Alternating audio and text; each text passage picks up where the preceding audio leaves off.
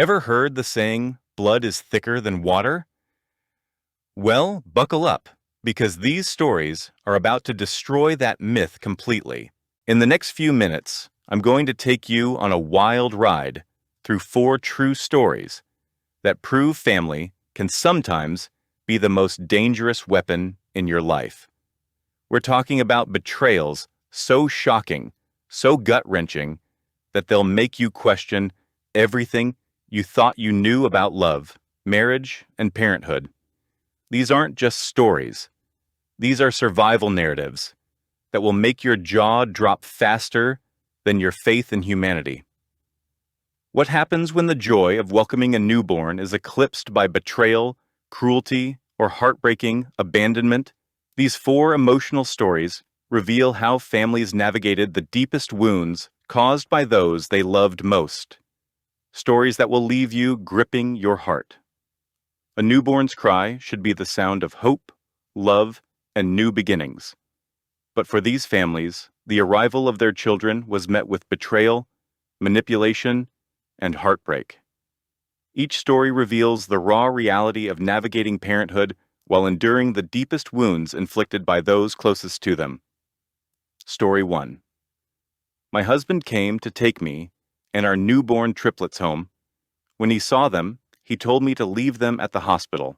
After years of struggling to have children, the birth of our triplets, Sophie, Lily, and Grace, was a dream come true. As I held my tiny girls in the hospital room, their peaceful faces filled me with overwhelming love. But when my husband Jack walked in the next day to bring us home, something was wrong. His face was pale and his movements hesitant. He lingered by the door, refusing to come near. "Jack," I said softly, trying to ease his nerves. "Come look at them. They're here. These lovely little angels. We did it." He shuffled closer, his eyes darting to the bassinets. "Yeah, they're beautiful," he muttered, but the words felt hollow. "What's going on?" I pressed, my voice trembling. He took a deep breath and blurted out, "Emily, I don't think we can keep them." I stared at him, my heart plummeting. "What are you talking about? They're our daughters." Jack looked away, his voice shaky. "My mom went to see a fortune teller. She said these babies will bring bad luck, that they'll ruin my life, even cause my death." I froze, disbelief washing over me. "A fortune teller?" I repeated, my voice rising. "Jack, they're babies, not bad omens." He looked torn, but nodded grimly. "My mom swears by her. She's never been wrong before." Anger boiled in my chest. "And because of this, you want to abandon them? You want to leave your own daughters in the hospital?" Jack couldn't meet my eyes. "If you want to keep them, fine, Sayam," he said weakly, "but I won't be there." Tears blurred my vision as his words sunk in. "If you walk out that door, Jack," I whispered, my voice breaking, "don't come back." He hesitated for a moment, guilt flickering in his eyes, but then he turned and left without another word. The door closed behind him, and I sat frozen in shock. A nurse entered moments later, her face softening when she saw my tears. She placed a hand on my shoulder as I clutched my daughters closer, whispering, "I'll always be here for you. I promise." Over the following weeks, I adjusted to life as a single mother. Raising triplets alone was overwhelming, but my love for Sophie, Lily, and Grace kept me going. Friends and family helped where they could, but the weight of Jack's abandonment lingered. Then one afternoon, Jack's sister Beth visited. She had been one of the few from his family to stand by me. That day, her expression was painful, and I knew she had something to say. "Emily," she began hesitantly, "I overheard Mom talking to Aunt Carol. She admitted there was no fortune teller." I froze. "What are you saying?" Beth sighed, her face full of regret. "She made it up. She thought that if she convinced Jack the girls would bring bad luck, he'd stay close to her instead of focusing on you and the babies. Moreover, she had wanted grandsons, and she was really disappointed right from the gender reveal party. I guess she'd been planning this for a long time. Rage surged through me. She lied to destroy our family, I whispered, my hands shaking. How could she? Beth nodded. I don't think she realized he'd actually leave, but I thought you should know. I didn't sleep that night. I wanted to confront Jack, but more than that, I needed him to know the truth. The next morning, I called him. Jack, it's me, I said when he answered. We need to talk. He sighed heavily. I don't think that's a good idea. Your mother lied, I said, anger making my voice tremble. There was no fortune teller. She made it up because she didn't want to share you with us. She wanted grandsons. She was disappointed right from the gender reveal party. Silence stretched on the other end. Finally, he scoffed. My mom wouldn't lie about something this big. She admitted it to her sister, Jack. Beth overheard her. Why would I make this up? I'm sorry, Emily, he said dismissively. I can't do this. The line went dead. Weeks turned into months. Each day, I grew stronger, building a life around my daughters. Friends and neighbors pitched in, and slowly, the ache Jack left behind faded. Sophie, Lily, and Grace became my world, their smiles and coos a balm to my soul. Then one day, Jack's mother knocked on my door. Her face was pale, her eyes full of regret. I'm sorry, she whispered, tears streaming down her face. I never thought Jack would leave you. I was scared of losing him. I crossed my arms, holding back my anger. And what about your preference for grandsons over granddaughters? Your fear and selfishness destroyed my family, I said coldly. She nodded, her face crumpling. I'm so sorry. I'll do anything to make it right. I shook my head. There's nothing you can do. Please leave. She walked away, her shoulders slumped. A year later, Jack showed up on my doorstep, looking gaunt and ashamed. I made a mistake, he said, his voice breaking. I should have believed you. I'm sorry. I want to come back. I want to be a family again. But I had already made my choice. You left us when we needed you most, I said firmly. We've built a life without you, and I won't let you hurt us again. I closed the door, my heart steady and strong. That night, as I rocked my daughters to sleep, I realized we didn't need Jack. Our family was whole, just me and my girls. Newborns symbolize hope and new beginnings, yet these stories reveal how family drama can cast a long shadow. In the face of heartbreak, the resilience of these parents shines, proving love for their children can weather any storm. Story 2. I went to pick up my wife and newborn twins from the hospital. I found only the babies, and a note. I was all smiles driving to the hospital that day, balloons bobbing beside me. I couldn't wait to bring Susie and our newborn twin daughters, Callie and Jessica, home. I'd spent days perfecting the nursery, cooking a family dinner, and planning a warm welcome. But when I arrived, everything unraveled. Susie was gone. I found my daughters sleeping peacefully in their bassinets, and a note waiting for me. Goodbye. Take care of them. Ask your mother why she did this to me. The words hit like a freight train. My hands shook as I reread them. This wasn't real. Couldn't be. Susie was happy, wasn't she? A nurse entered with discharge paperwork, but her calm expression crumbled when I demanded to know where Susie was. She checked out this morning, she said nervously. She told us you knew. I didn't know. I drove home in a daze, my daughters in the back seat, and the note crumpled in my fist. At home, my mom, Mandy, greeted me on the porch with a bright smile and a casserole dish. Oh, let me see my grandbabies, she exclaimed. I stepped back, holding the car seat protectively. Not yet, Mom, I said coldly, thrusting the note at her. What did you do to Susie? Her smile faded, and as she read the note, her face paled. Ben, I don't know. Don't lie to me. You've never liked her. You've always criticized and undermined her. What did you do that pushed her to take this extreme step? Tears welled up in her eyes as she ran inside the house. I've only ever tried to help. I couldn't trust her anymore. That night, while the twins slept, I searched for answers. In Susie's things, I found a letter in my mom's handwriting. Susie, you'll never be good enough for my son. You've trapped him with this pregnancy, but don't think you can fool me. If you care about them, you'll leave before you ruin their lives. I could not believe my eyes, and I confronted my mom immediately.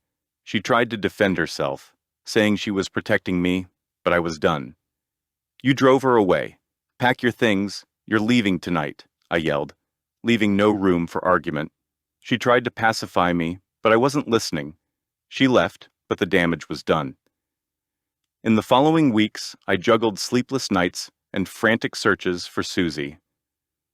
I reached out to her friends and family, desperate for a clue. Finally, her friend Sarah confessed. Susie felt trapped, not by you, but by everything. Your mom told her the twins would be better off without her. Your mom had been so manipulative and controlling. The knife twisted deeper. Susie had been suffering in silence, afraid I wouldn't believe her. Months passed without a word. One day, I received a text from an unknown number. It was a photo of Susie in the hospital, holding the twins. Beneath it was a message. I wish I was the type of mother they deserve. I hope you forgive me. Susie, is it you? Oh my God, please come home. Please, please, I pleaded as I called the number, but it was disconnected. My resolve to find her only strengthened.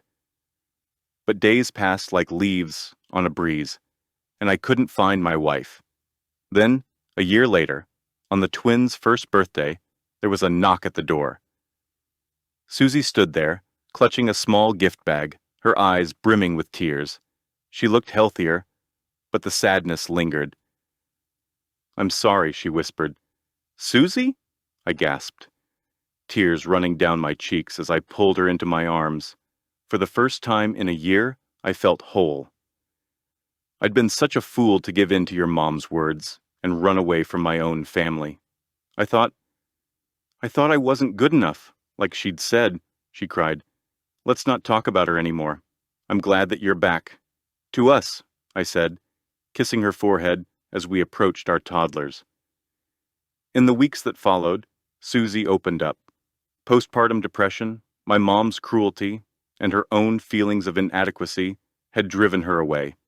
Therapy had helped her find strength, but the scars remained. I didn't want to leave, she admitted one night, her hand trembling in mine. But I didn't know how to stay. We'll figure it out, I promised. And we did. Healing wasn't easy, but love, resilience, and the shared joy of raising Callie and Jessica brought us back together.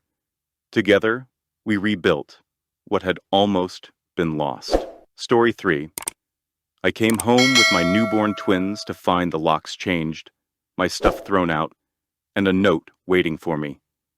The day I was discharged from the hospital with my newborn twin daughters, Ella and Sophie, should have been one of the happiest of my life. Instead, it became an unforgettable nightmare. My husband, Derek, was supposed to pick us up, but at the last minute, he called. Mom's really unwell, he said hurriedly. I need to take her to the hospital. I can't make it to you. I was stunned. Derek, I just gave birth. I need you here. I know, he sighed, but this is serious. I'll come to you as soon as I can. Knowing his mother, Lorraine, and Derek's tendency to prioritize her, I wasn't convinced he'd return anytime soon. Reluctantly, I arranged a taxi to take me and the girls home. When we arrived, I froze. My suitcases, diaper bags, and even the crib mattress were dumped on the lawn. Panic crept in as I paid the driver and approached the door, calling, Derek? No answer. I tried my key, but it didn't work. The locks had been changed. My heart raced as I spotted a note taped to a suitcase. Get out of here with your little moochers. I know everything. Derek. My breath hitched. I couldn't believe what I was reading. This couldn't be Derek, the man who had been by my side through every moment of my pregnancy. I called him, but it went straight to voicemail, again and again, but no answer. Sophie and Ella started crying, their wails matching the panic in my chest. Shaking, I called my mom. Derek changed the locks, I choked out. He threw me out. There's a note. Mom, I don't understand. What? She exclaimed. I'm coming right now. When she arrived, she hugged me tightly, her anger barely contained. This doesn't make sense. Derek loves you and the girls. Let's go to my place until we figure this out. At her house, I tried to piece things together. The note didn't make sense, and Derek's silence only fueled my anxiety. Unable to sleep, I decided to confront him. The next morning, I returned to the house. The yard was empty, and all my belongings were gone. I knocked on the door, then peered through the window. The sight froze me. Lorraine was sitting at the dining table, sipping tea. When I banged on the door, she opened it just a crack, her face smug. You're not welcome here, Jenna. Didn't you see the note? Where's Derek? I snapped. He's at the hospital, taking care of his mother. You're not sick, I yelled. And you're not in the hospital, she smirked. I'm feeling better now. Miracles happen. Realization dawned, heavy and suffocating. You lied to him. You faked being sick to get him out of the house. And? She replied, unbothered. Why? Why would you do this? Crossing her arms, her lips curled into a cruel smile. I told Derek from the start that our family needs a boy to carry on the name. But you gave us 2 girls. Useless. Her words knocked the air out of me. You threw us out over that? Of course. I even made sure he couldn't call you by taking his phone. He stayed there overnight, worried, thinking I was truly ill. I bribed a nurse this morning to keep him at the hospital longer to discuss my illness. And you know what? It worked perfectly. My naive son believed me when I told him I needed some fresh air and was going for a walk. I just wanted to get back to our beloved home for a hot shower with my favorite bath bombs and some nice chamomile tea. And if you're planning on exposing me to my son, forget it. Derek loves me too much to believe you, honey. Shaking with rage, I stormed out and drove straight to the hospital, finding Derek pacing in the waiting room. Jenna, he said, relief flooding his face. I've been trying to reach you, but I don't have my phone. Your mother took it, I cut him off. She faked being sick, locked me out of the house, and left that awful note. His face darkened with fury. What? She said it's because our daughters aren't boys. Without another word, Derek grabbed his keys and drove us home. Lorraine's smug expression faded when we arrived. Derek, darling. Stop, he snapped. You lied to me, locked my wife and children out of our home, and wrote a fake note to drive them away. What's wrong with you? She sputtered excuses, but he wasn't having it. Pack your things and leave. You're done here. Tears streamed down her face. You can't mean that. I'm your mother. And Jenna is my wife. Those are my daughters. If you can't respect them, you're not welcome in our lives. You'll regret this, she hissed as she packed her things, slamming doors as she went. That night, Derek apologized repeatedly. He changed back the locks, blocked Lorraine's number, and reported the bribed nurse. Over time, we rebuilt our life. Lorraine had tried to destroy us, but she only brought us closer together. Story 4. My husband dumped me as soon as he walked into the hospital ward and saw our newborn twin daughters. After years of infertility, I thought giving birth to twin daughters would finally bring my husband Mark and me closer. The pregnancy had been grueling, but as I lay in my hospital bed, Ella and Sophie nestled at my sides. All the pain seemed worth it. I sent Mark a text. They're here. 2 beautiful girls. Can't wait for you to meet them. I imagined him rushing in, joyful tears streaming down his face. But when the door opened, his expression wasn't joy. It was stone cold. "Hey," I said softly, trying to smile through my exhaustion. "Aren't they beautiful?" Mark's eyes landed on the girls, his jaw tightening as disgust flickered across his face. "What the hell is this?" he muttered. Confused, I frowned. "What do you mean?" "They're our daughters." "You tricked me," he snapped, venom lacing his words. My heart sank. "What are you talking about? They're healthy, Mark. Perfect. What's wrong?" "What's wrong?" He laughed bitterly. "You didn't tell me they were girls. You knew I wanted boys. I thought we were having boys." I blinked, stunned. "You're upset because they're girls?" "Damn right. I'm upset." He stepped back, his expression like he was staring at strangers. "This whole family was supposed to carry on my name. You've ruined everything." My chest tightened as tears welled in my eyes. "Mark, please. They're our daughters." "No," he cut me off, shaking his head. "You betrayed me. These aren't even mine." The accusation hit like a punch to the gut. I was speechless, my mind racing to comprehend how the man who had been my rock could say something so vile. Before I could respond, he stormed out, slamming the door behind him. I stared at the door in shock, then down at my girls, their tiny hands curled against my chest as if they knew I needed comfort. "It's okay, sweethearts," I whispered, though I wasn't sure it would be. Days passed.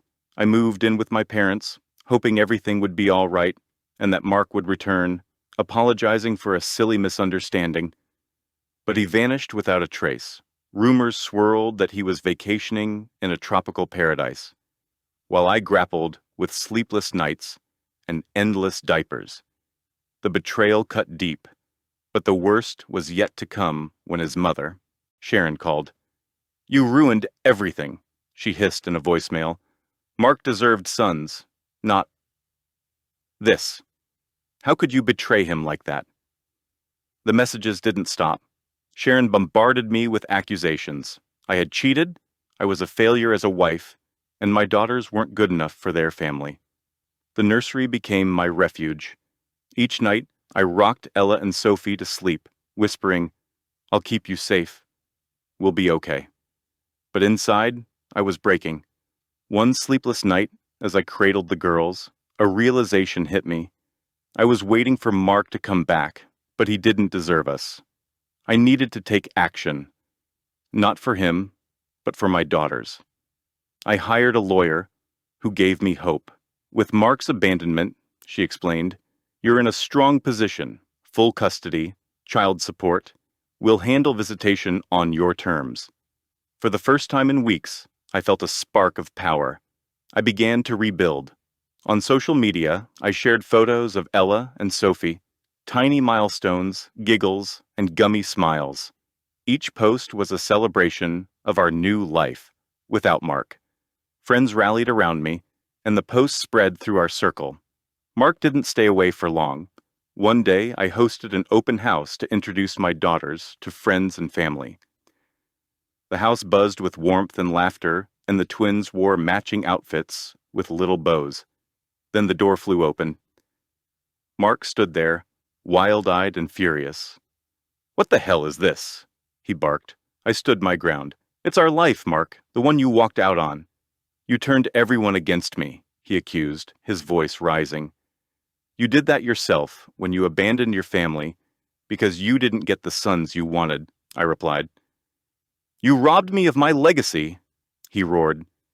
I stepped closer, meeting his gaze. "You didn't deserve us, Mark. You made your choice, and this is mine. You're not welcome here." Friends surrounded me, their silent support forcing Mark to retreat. Humiliated, he stormed out. A few weeks later, Mark received court papers detailing custody and child support. There was no escaping his responsibility, even if he refused to be a father. As for Sharon, her final message went unread. I was done with their family. That night, as I rocked my daughters to sleep, I felt a profound peace. Mark's absence wasn't a loss. It was freedom. And as I held Ella and Sophie close, I knew our future was brighter without him. Here's another story. Diana was crushed as she prepared to say goodbye to her dying husband, who had only a few weeks left to live. But everything changed when a stranger at the hospital advised her to set up a hidden camera in his ward. But here's the real truth these stories reveal. Resilience isn't just about surviving. It's about thriving.